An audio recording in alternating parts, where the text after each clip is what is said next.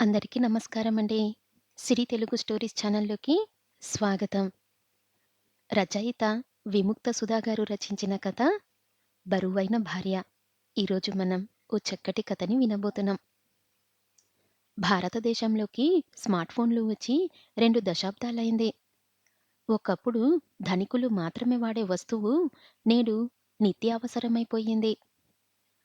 పని కోసమని భర్త, చదువు పేరు చెప్పి పిల్లలు దాన్ని తమ జీవితంలో భాగం చేసుకున్నారు. ఇంటిల్లిపాది విరివిగా వాడే ఆ స్మార్ట్ ఫోన్లను తను వాడాలని లత ఎంతగానో ఆశపడింది. కానీ పాత డబ్బా ఫోను తనను వీడను లేదు. కొత్త ఫోను చేతికందను లేదు. ఎట్టకేలకు ఈ మధ్యే మార్కెట్లోకి కొత్త మోడల్ ఫోన్ రావడం, యాదృచ్ఛికంగా అదే సమయానికి భర్త ఫోన్ సరిగ్గా పనిచేయకపోవడంతో ఆయనకు కొత్త ఫోను, లతకు శ్రీవారి పాత ఫోను అందాయి. ఒక్కసారిగా ప్రపంచం అరచేతిలోకి వచ్చినట్టనిపించింది లతకు. మొదట్లో ఆ వేగాన్ని అందుకోవడానికి ఇబ్బంది పడినా, కొడుకు సహాయంతో, కొంత తన చురుకుతనంతో మరింత ఇట్టే నేర్చేసుకుంది. వాట్సాప్ అంటే ఏంటో తెలుసుకుంది. పాత స్నేహితుల ఫోన్ నంబర్లను వెతికి పట్టుకుంది. 25 ఏండ్ల క్రితం తనతో పాటు 10వ తరగతి చదివిన వాళ్ళందరూ ఒక వాట్సాప్ గ్రూప్‌లో ఉన్నారని, అప్పుడప్పుడు కలుస్తూ ఉంటారని తెలిసి చిన్నపిల్లలా ఆనందపడింది. కాలం గిర్రున తిరుగుతుంది. లత చేతికి స్మార్ట్ ఫోన్ వచ్చి అప్పుడే సంవత్సరం దాటింది. తన బావి మాత్రమే ప్రపంచమన్న భ్రమలో బతికిన కప్పకు ప్రపంచమనే సంద్రం గురించి కొద్ది కొద్దిగా తెలుస్తుంది. 10వ తరగతి స్నేహితుల గ్రూప్‌లో గుడ్ మార్నింగ్ మెసేజులు, ఆ రోజు చేసుకున్న వంటలు, పిల్లల పుట్టినరోజు నాడు ఫోటోలు పంచుకొని మురిసిపోవడము అలవాటైపోయింది. వసంత, రాజీ, భాను, చైతన్య ఇలా తన పాత మిత్రులతో కొందరు తనలాగే గృహిణులైతే మరికొందరేమో పెద్ద పెద్ద ఉద్యోగాలు చేస్తూ ఉన్నంతగా స్థిరపడ్డారు. అప్పుడప్పుడు ఈర్ష్యపడినా వాళ్ళని చూస్తే ఎందుకో చాలా గర్వంగా అనిపించేది లతకు. చిన్నప్పుడు తనతో టిఫిన్ డబ్బాలు, చాక్లెట్ ముక్కలు పంచుకున్న చీమిడి ముక్కు స్నేహితులు ఈరోజు గొప్ప గొప్ప స్థానాల్లో ఉన్నారంటే నమ్మాలనిపించదు. ఒక్కోసారి నవ్వొస్తుంది కూడా.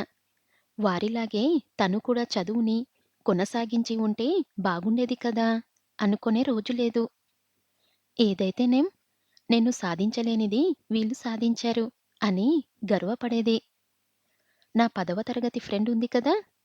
అదేరా వసంత ఆంటీ.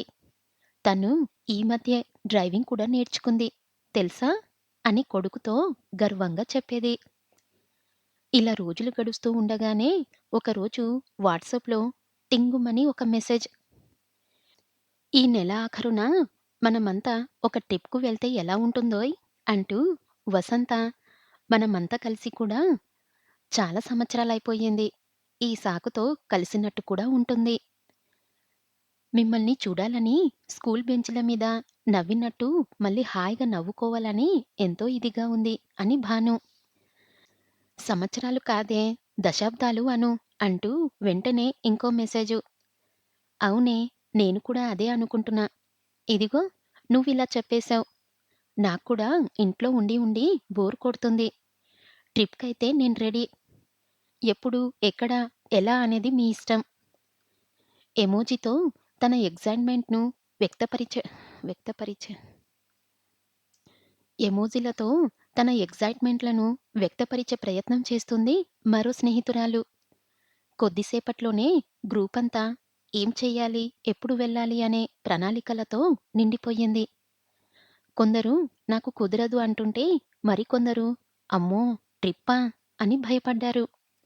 కానీ అందరి మనసుల్లో ఆసక్తి, ఆతృత. అప్పుడే వంట ముగించుకొని వచ్చిన లత ఈ మెసేజులన్నీ చూసి ముందు భయపడింది. బాల్య స్నేహితులన్ని కలవాలని మనసు ఉవ్విళ్ళూరుతున్నా ట్రిప్ అంటే ఎందుకో భయం వేసింది. 16 ఏండ్ల వయసులో పెళ్ళికొడుకు చెయ్యి పట్టుకొని వందల మైళ్ళ దూరాన ఉన్న అత్తింట్లో అడుగుపెట్టింది. ఆ తర్వాత బంధువుల ఇళ్ళలకు కానీ, గుళ్ళకు కానీ, పెళ్ళిళ్ళకు కానీ కుటుంబ సమేతంగా వెళ్ళడం తప్ప ప్రత్యేకంగా ట్రిప్‌కంటూ ఎప్పుడూ వెళ్ళలేదు. తనుండే చిన్న పల్లెటూరులో కుటుంబమంతా కలిసి ట్రిప్‌కు వెళ్ళడం, కొత్త జంట హనీమూన్‌లకి వెళ్ళడం లాంటి అలవాట్లు తనకు తెలిసినంత వరకు ఎవ్వరికీ లేవు. దానికి తోడు మామగారికి అప్పుడెప్పుడో ఎవరో స్వామీజీ చెప్పారంట. తిరుపతికి వెళ్తే నీ కొడుక్కి మంచిది కాదు అని.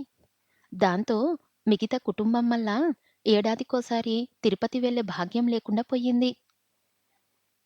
చిన్నప్పుడంతా పెళ్ళయ్యాక నీ మొగుడితో ఎక్కడికైనా వెళ్ళవే అనేవారు ఇంట్లో. ఎక్కడికైనా అంటే గుళ్ళకి, పెళ్ళిళ్ళకి, మహా అయితే పట్నంలోని హాస్పిటల్‌కి అని అప్పుడు అర్థం కాలేదు తనకి. పెళ్ళైన ఏడాదికే పిల్లలు, వారి ఆలనా పాలన, చదువులు, ఇంటి పని, వంట పని, పాడి లేకపోయినా ఇంట్లో ఆవును ఉంచుకుంటే మంచిది అని ఎవరో చెప్తే మామగారు ఇంట్లో తెచ్చిపెట్టిన ఆవు సంరక్షణ మొత్తం చూసుకోవడం, ఇన్ని ఊపిరి సలపని పనుల మధ్య సమయం ఎలా గడిచిపోయిందో తనకే తెలియదు. 25 ఏండ్ల వైవాహిక జీవితంలో కేవలం తను, తన భర్త కలిసి ఎక్కడికి వెళ్ళిందే లేదు అని ఈరోజే గుర్తుకొచ్చింది తనకు. ఒక ఒంటరిగా వెళ్ళడమంటే అమ్మో! కల్లో కూడా జరగదు. ఆహా! జరగనివ్వరు. 2 రోజుల తర్వాత మళ్ళీ గ్రూప్‌లో మెసేజ్. ఈసారి రాజీ నుంచి. మనమంతా ఎక్కడికి వెళ్తే బాగుంటుందా అని నేను, వసంత కలిసి చాలా ఆలోచించాం. చివరికి 2 ప్లేసులు మీ ముందు పెడుతున్నాం. ఎక్కువ మంది ఏది ఎంచుకుంటే అదే మన డెస్టినేషన్. ఎవరైనా రాలేదో మీకున్న కాస్త జుట్టు కూడా తెల్లగా అయిపోతుంది. ఇదే నా శాపం. మెసేజ్‌లోనే రాజీ ఆనందము, ఆతృత కళ్ళకు కట్టినట్టు తెలుస్తుంది. 40 ఏండ్లు వచ్చినా గడుసుదనం మాత్రం తగ్గలేదు మా రాజీకి అనుకొని చిన్నగా నవ్వుకుంది లత. ఇంతకీ ఆ 2 ప్లేసులు ఏంటో అని చూస్తే అప్పుడు కనిపించిందది. తను ఎప్పుడో మర్చిపోయిన తన గొంతెమ్మ కోరిక. చిన్నప్పటి నుంచి లతకు ఒక కోరిక ఉండిపోయింది. పెళ్ళయ్యాక దాని సంగతే మర్చిపోయింది. అప్పుడప్పుడు టీవీలో చూసి మురిసిపోవడం, ఎప్పుడైనా పేపర్‌లో కనబడితే చింపి తన చీరల బీరువాలో దాచుకోవడం తప్ప పెద్దగా ఏం చెయ్యలేకపోయింది. తనకు తెలిసిన వారి పిల్లకు పెళ్లి చేసి అత్తవారింటికి విశాఖపట్నం పంపిస్తున్నారంటే సంబరపడింది. ఎప్పుడైనా ఆమె పుట్టింటికి వస్తే అడిగి తెలుసుకోవచ్చు కదా అని. ఇంతకీ ఆ గొంతెమ్మ కోరిక బీచ్ చూడటం. లతకు ఇప్పుడు 40 ఏండ్లు. కానీ ఇప్పటివరకు ఆమె బీచ్ చూసిందే లేదు. నిజంగా వెళ్తే నచ్చుతుందో లేదో కూడా తెలీదు. కానీ అదేంటో ఆ ఫ్యాసినేషన్ అలా ఉండిపోయింది. బహుశా సినిమాల ప్రభావమేమో! లేదా 8దో తరగతి తెలుగు పుస్తకంలో సముద్రం గురించిన కవితా ప్రభావమా? ఏమో మరి! కానీ బీచ్ చూడాలి. అలలతో ఆడుకోవాలి. ఆ నీళ్ళు ఎంత ఉప్పుగా ఉంటాయో తెలుసుకోవాలి. ఆ ఇసుక ఎందుకంత మెత్తగా ఉంటుందో కనుక్కోవాలి. అమ్మో! గొంతెమ్మ కోరికలు. గ్రూప్‌లోని వారంతా కలిసి గోర్నాక బీచ్‌ను ఎంచుకున్నారు. కొందరైతే అప్పుడే షాపింగ్ కూడా మొదలుపెట్టేశారు. వసంత, రాజీ అందరికీ మరీ చెప్పారు. ఎలాగైనా సరే రావాలని. అప్పుడప్పుడు దగ్గరలో ఉన్న ఇద్దరో ముగ్గురో కలవడం తప్ప అందరూ కలిసిందే లేదు. ఒకవేళ నిజంగా ఆ ట్రిప్ అనుకున్నట్టు జరిగితే, స్నేహితులని కలిస్తే, ఆ ఊహే ఎంతో కొత్తగాను, ఉత్సాహంగాను ఉంది. కొంత భయంగాను కూడా ఉంది. ముందైతే అమ్మో! అస్సలు వీలు కాదు. ఇంట్లో ఒప్పుకోరు. నేను రాను అని చెప్దామనుకున్నా లతను. బీచ్ అన్న మాట బాగా ఊరించింది. మనసు పొరల్లో ఉన్న ఆశ మెల్లగా చెవిలో ఏదో చెప్తున్నట్టు అనిపించింది. పైగా ఈ అవకాశం పోతే మళ్ళీ ఇలా స్నేహితులందరితో కలిసి సరదాగా గడిపే సమయం రావడం కష్టం. కాదు కాదు, అసంభవం. అందుకే ఎలాగైనా సరే వెళ్లి తీరాల్సిందే అని నిర్ణయించుకుంది కానీ, ఆ విషయం ఇంట్లో ఎలా చెప్పాలో తెలియక, చెప్తే ఏమంటారో అన్న జంకుతో వారం రోజులు పిల్లిలా అటూ ఇటూ తిరిగిందే తప్ప గొంతులో నుంచి మాట రాలేదు. ఇవాళ ఎలాగైనా చెప్పి తీరాల్సిందే అని సాయంత్రం అందరూ ఉన్నప్పుడు ధైర్యం కూడదీసుకొని చెప్పేసింది. ససేమిరా కుదరదని చెప్పేశారు ఇంట్లో వాళ్ళంతా. చివరికి 9దో తరగతి చదువుతున్న చిన్న కొడుకుతో సహా. ఇదేంటిది కొత్తగా? అయినా ఆ దిక్కుమాలిన ఫోన్ నీకిచ్చుండాల్సింది కాదు. ఇప్పుడు చూడు, ఎవరో ఫ్రెండ్సు ఊళ్ళు తిరుగుతున్నారని నువ్వు తిరుగుతా అంటున్నావు. అయినా అంత దూరం ఆడవాళ్ళు ఒక్కళ్ళు వెళ్తారా? మతుండి మాట్లాడుతున్నావా? ముందే రోజులు బాగలేవు. చిన్నోడికి ప్రాజెక్ట్ వర్క్ ఉంది. మర్చిపోయావా? నాక్కూడా ఆఫీసులో ముఖ్యమైన పనులున్నాయి. అమ్మ ఆరోగ్యం సంగతి ఏంటి? ఆవిడకు మందులు ఇవ్వకపోయినా పర్వాలేదు అనేనా నీ ఉద్దేశం? అయినా 2 రోజులు నీ పాటికి నువ్వు వెళ్ళిపోతే ఇంట్లో వంట సంగతి? అసలు ఇదంతా ఆలోచించే మాట్లాడుతున్నావా లత? నీ ఫ్రెండ్స్ అంటే డబ్బున్నోళ్ళు. ఎన్నైనా చెప్తారు. 10 మంది నౌకర్లను పెట్టుకొని ఊళ్ళన్నీ తిరుగుతారు. వాళ్ళని చూసి నువ్వు కూడా అలాంటి ఆలోచనలు పెట్టుకోకు. విసురుగా ఆఫీస్‌కు వెళ్ళిపోయాడు రఘు. తనకు మారు మాట్లాడే అవకాశం కూడా ఇవ్వలేదు. కొడుకు కూడా అమ్మెందుకు అమ్మలా ఉండట్లేదు? ఈ కొత్త అలవాట్లు, స్నేహాలు ఏంటో అన్నట్టుగా చూసి స్కూల్‌కి వెళ్ళిపోయాడు. అత్తయ్య గునుగుడు సరే సరే. వారం పాటు అంతా ముభావంగానే ఉన్నారు. చివరకు నెలాఖరు రానే వచ్చింది. శుక్రవారం సాయంత్రం ఆఫీస్ నుంచి వచ్చిన రఘుకు ఇల్లెందుకో నిశ్శబ్దంగా అనిపించింది. లత కోసం చూస్తుంటే ఆమె రాసిన లేఖ టీపాయ్ మీద కనిపించింది. కట్టలు తెంచుకొని వస్తున్న కోపాన్ని అణుచుకొని చదవడం మొదలుపెట్టాడు. ప్రియమైన శ్రీవారికి, ఇలా మీకు లెటర్ రాయాలని ఎన్నిసార్లు అనుకున్నానో తెలుసా? మన పెళ్ళైన కొత్తల్లో సినిమాల్లోలాగా మీకు ప్రేమలేఖ రాద్దామనుకునేదాన్ని. కానీ మళ్ళీ మీరు ఏమనుకుంటారో, అత్తయ్య వాళ్ళు చూస్తే తిడతారేమో అని మిన్నకుండిపోయాను. ఇన్నాళ్ళకి ఇలా రాయాల్సి వస్తుందని అనుకోలేదు. మొన్న నేను స్నేహితులని కలవడానికి వెళ్తా అని చెప్పినప్పుడు మీ పాటికి మీరు తిట్టి వెళ్ళిపోయారు. కనీసం నేను చెప్పేది వినిపించుకోవడానికి కూడా ప్రయత్నించలేదు. నేను ఎప్పుడు మాట్లాడినా నా నోరు మూయించడానికి మీరే గట్టి గట్టిగా అరిచేసి వెళ్ళిపోతారు. మీరు ఆఫీసులో పనిచేసి అలసిపోయి ఇంటికి వస్తున్నట్టే నేను కూడా ఇంట్లో పనంతా చేసి అలసిపోతాను. అయినా కూడా చిన్నోడు స్కూల్ నుంచి రాగానే వాడికి తిండి, వాడి హోంవర్క్‌లు, ప్రాజెక్ట్ వర్కులు అన్నీ దగ్గరుండి చేయిస్తున్నా. ఎప్పుడు ఎన్ని మార్కులు వచ్చాయని అడగటమే తప్ప ఏ రోజైనా వాడి ప్రాజెక్ట్ వర్క్‌లో సహాయం చేశారా? పిల్లలు నా బాధ్యత మాత్రమే కాదండి. మన బాధ్యత.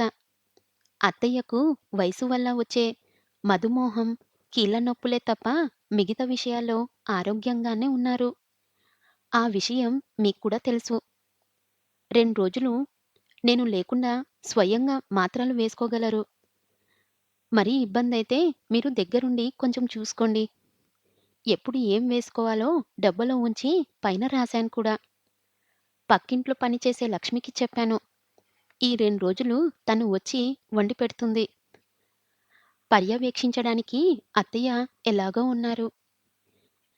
ఎప్పుడూ నా వంటను మాట వరసకైనా మెచ్చుకొని, మీరు 2 రోజులు నేను వండి పెట్టకపోతే కుటుంబమంతా ఆకలితో చస్తారేమో అన్నట్టు అరవడం కొంచెం నవ్వు తెప్పించిందంటే నమ్మండి.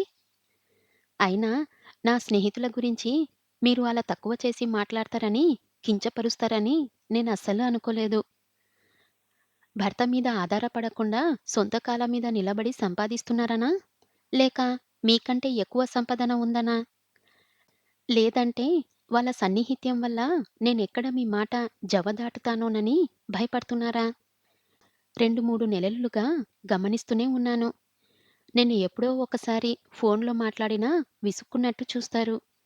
చిన్నోడితో కలిసి నా మీద, నా స్నేహితుల మీద కుళ్ళు జోకులు వేసి నవ్వుకుంటారు. టైంకి అన్ని పనులు పూర్తి చేసి పెడుతున్నా కూడా అస్తమానం ఆ ఫోన్‌లో ఏంటి అని ఎగవ చేస్తారు. సాయంత్రం ఆఫీస్ నుండి వచ్చినప్పటి నుండి మీరు కూడా అదే ఫోను, ఫేస్‌బుక్కు ఆ లోకంలోనే ఉంటారు కదా! కనీసం పిల్లాడితో స్కూల్ గురించి కూడా మాట్లాడరు. ఏం జరుగుతుందో కనుక్కోరు. అన్నీ చూసుకోవటానికి లత ఉంది కదా అని నమ్మకం. ఏమైనా అంటే అలసిపోయి వచ్చాను. నన్ను రెస్ట్ తీసుకొని అంటారు. మరి నా అలసట సంగతి? ఎన్నో సార్లు బిజినెస్ మీటింగ్స్ అని ఫ్రెండ్స్‌తో ట్రిప్స్ అని అకస్మాత్తుగా వెళ్ళిపోయేవారు. ఒక్కోసారి అక్కడికి వెళ్ళాక తీరిగ్గా పని మీద వచ్చానోయ్!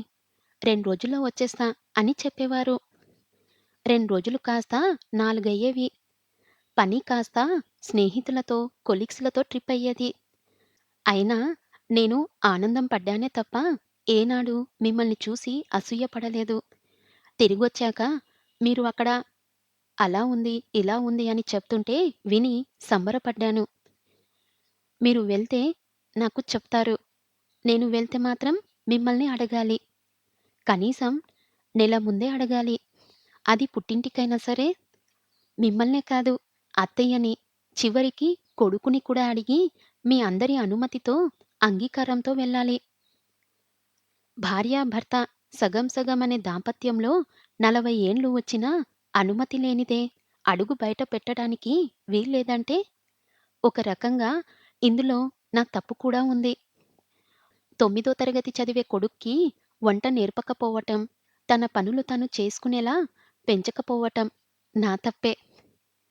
ఇంటి చుట్టూ కనీసం ఇద్దరు మంచి స్నేహితులైనా చేసుకోకపోవడం, పెళ్ళిళ్ళ పేరంటాలతో పాటు స్నేహితులతో అప్పుడప్పుడు అయినా ఏదైనా సినిమాకు వెళ్ళకపోవడం, వంట వార్పు, ఇల్లు వాకిలి తప్ప కనీసం ఒక్కటంటే ఒక్క వ్యాపకమైనా పెట్టుకోకపోవడం నా తప్పే. అలాంటి ఎన్నో చిన్న చిన్న తప్పిందల్లా బరువు మోసి మోసి నా బరువు కూడా పెరిగిందనుకుంటా. అందుకేనేమో ఎంత ప్రయత్నించినా నేను బరువు తగ్గటం లేదు. ఎప్పుడూ అంటుంటారుగా, "బాగా లావైపోయావు" అని. మెల్లిమెల్లిగా ఆ బరువుని దించే ప్రయత్నమే చేస్తున్నాను. అందులో మొదటి అడుగే ఈ ఉత్తరం. ప్రేమతో మీ బరువైన శ్రీమతి. విపరీతమైన కోపంతో ఉత్తరం చదవడం మొదలుపెట్టిన రఘు తెలియకుండానే ఆలోచనలో పడ్డాడు. బహుశా ఆలోచన కూడా అంటువ్యాధి లాంటిదేమో. లతలో పుట్టిన ఆలోచన రఘు దాకా వచ్చింది. రఘు ఆ ఆలోచనల బరువుని మొయ్యగలడా? దాంపత్యమంటే భార్యాభర్తలిద్దరూ కుటుంబ భారాన్ని, ఆనందాన్ని మాత్రమే కాదు, తీరికని, ఓపికని కూడా సమానంగా పంచుకోవడమన్న నిజాన్ని జీర్ణించుకోగలడా? దీనికి కాలమే సమాధానం చెప్పాలి. ఇక్కడ రఘు ఉత్తరం చదవడం పూర్తి చేసిన సమయానికి అక్కడ లత మాత్రం ఉప్పు నీటి కెరటాలు జుట్టుని తాకుతుంటే చుట్టూ ఉన్న తన బాల్య స్నేహితులతో అలలతో పోటీపడి మరీ పరుగు తీస్తుంది. చిన్నప్పటి లతలా ఆడుకుంటుంది. స్త్రీలకు స్వేచ్ఛ అయినా దొరుకుతుందేమో గాని స్నేహం దొరకటం చాలా కష్టం. అలాంటి అపురూపమైన స్నేహాన్ని ఆ స్నేహితుల గట్టిగా పట్టుకొని, గుండెలకు హత్తుకొని 40లో 20లా ఆడుకుంటున్నారు. ఆలోచనలు ఇచ్చిపుచ్చుకుంటున్నారు. అలల హోరు కూడా మూగబోయేలా నవ్వుతూ, ఆనందంగా, ఆత్మీయంగా కింద పడిన గవ్వలతో పాటు జారిపోయిన బాల్యాన్ని ఏరి గుప్పెట్లో దాచుకునే ప్రయత్నం చేస్తున్నారు. ఆ క్షణంలో లతనే చూస్తున్న ఒక టీనేజీ అమ్మాయి తనలో తాను అనుకుంది. She is just a girl.